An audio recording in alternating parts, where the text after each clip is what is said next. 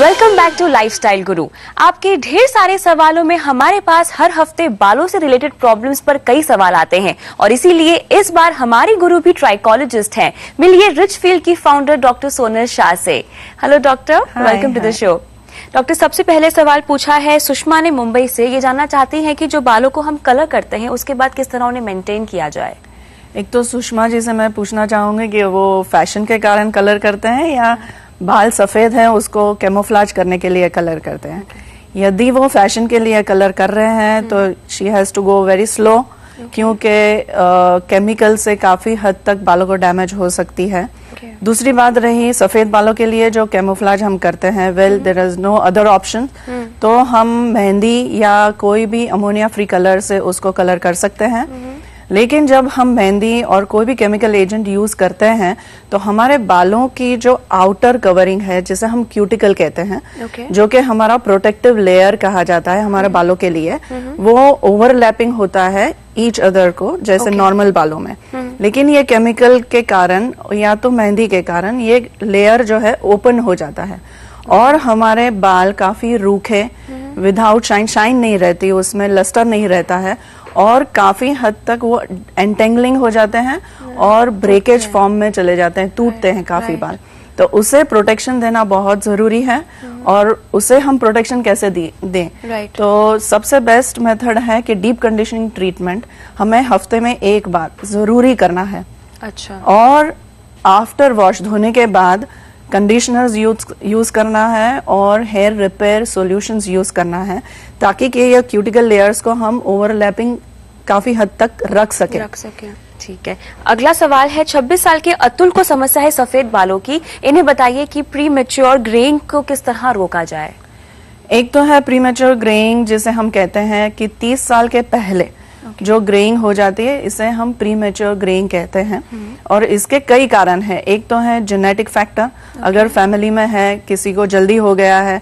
और खाने में बहुत जरूरी ध्यान रखना है, क्योंकि अगर हीमोग्लोबिन जैसे एनीमिक कंडीशन हो जाती है तो उसकी असर भी हमारे मेलेनोसाइट सेल्स जो होते हैं, जो मेलेनिन सेक्रीट करते हैं, जिससे हमें बालों के कलर मिलते हैं, तो वो कोलैप्स होना चालू हो जाते हैं और बाल जल्दी सफेद होना चालू हो जाते हैं। Stress again is a major factor. ये स्ट्रेस के कारण, मानसिक तनाव के कारण भी ये जल्दी ग्रेइंग होना चालू हो जाता है।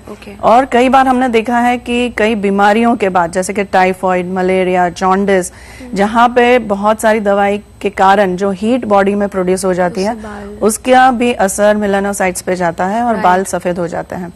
तो एक तो है हमें खाने में ध्यान रखना है, आयरन रिच डाइट, जैसे कि खजूर है, फिग्स हैं, जैगरी गुड़ जिसे हम बोलते हैं, वो है, वो काफी मात्रा में और रेगुलर हमें लेना चाहिए। अगर बाल आपके सफेद हो ही गए हैं तो उसे हम आगे रोकने के लिए एक टायरोसिन नाम का अमाइनो एसिड जो आता है, जो प्रोटीन, हमारा एक प्रोटीन है एक तरह का, एल टायरोसिन जिसे कहा जाता है, वो काफी हद तक ये प्रोसेस को रुका के रख सकता है।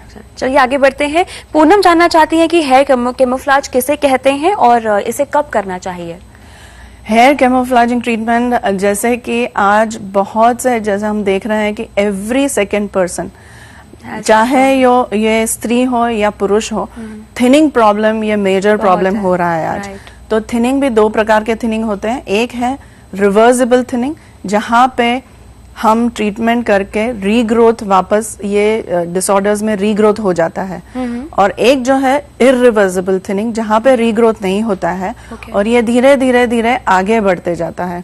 तो ये जो बॉल्डनेस है या गंजापन है, धीरे धीरे एडवांस स्टेज में चला जाता है। जब ये एडवांस स्टेज में चला जाता है, स्पेशली हार्मोन रिलेटेड डिसऑर्डर्स में, राइट, ये एडवांस स्टेज में जाने के कारण रीग्रोथ नहीं होता है और स्कैल्प काफी दिखने लगता है। तब ये कैमोफ्लेजिंग ट्रीटमेंट का सहारा हमें लेना पड़ता है। और कैमोफ्लेजिंग ट्रीटमेंट जो हम, ये जो गंजापन दिखता है उसको कवर करने के लिए जो ट्रीटमेंट करते हैं उसे कैमोफ्लेजिंग ट्रीटमेंट कहा जाता है। और कैमोफ्लेजिंग ट्रीटमेंट 3 प्रकार से होती है। एक तो है टेम्पररी कैमोफ्लेज, जैसे कि यहाँ पे हेयर फाइबर्स जो होते हैं, जो प्रोटीन फाइबर्स रहते हैं, जो आप जहाँ पे भी बाल आपके स्कैल्प दिख रहा है, बाल कम है और स्कैल्प दिख रहा है, वहां पे आप स्प्रिंकल कीजिए तो वो सी थ्रू एरिया कवर हो जाता है, दिखता नहीं है। और ये टेम्पररी है, क्योंकि ये जब आप वॉश करते हैं दूसरे दिन और जब भी वॉश करेंगे तो वो निकल जाएगा। दूसरी टेक्निक है जो नॉन सर्जिकल है, जहाँ पे ट्रांसपेरेंट डर्मा बेस यूज किया जाता है। अच्छा। जो आपके स्कैल्प की तरह ही दिखता है, तो इट्स एब्सोल्युटली नेचुरल। और जो उसके ऊपर एक एक बाल इम्प्लांट किए जाते हैं, तो ये आपका जो भी एरिया है वो एरिया को कवर करते चलता है और ये आपके बाल के साथ जुड़ा जाता है।